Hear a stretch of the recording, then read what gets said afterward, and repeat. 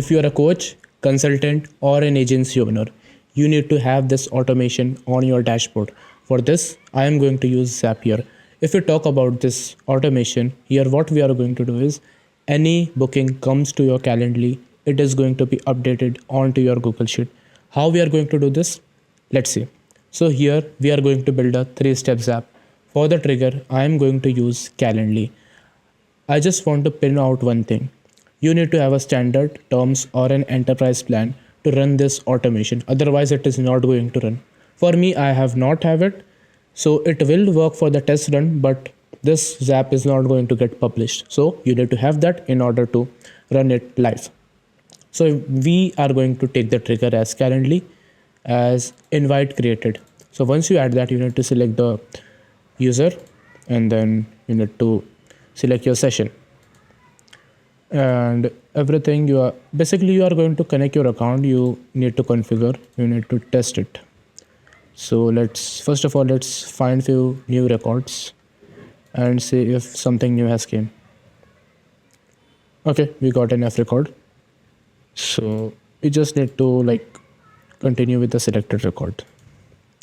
And if everything is okay, you will move to the next step. For the next step, you need to select lookup spreadsheet row. Here, connect your account, go to the configure tab. You need to select the sheet, select everything. What column are you looking for? It is email. So select the email.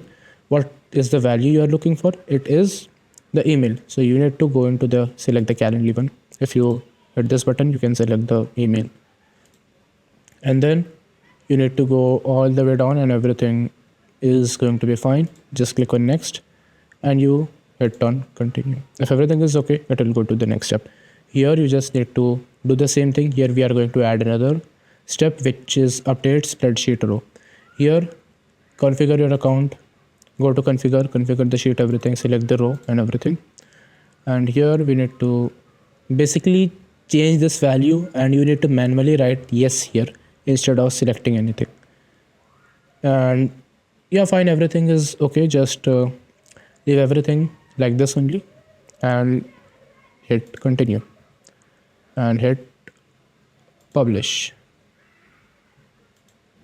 I'll just publish it and see if it has run or not.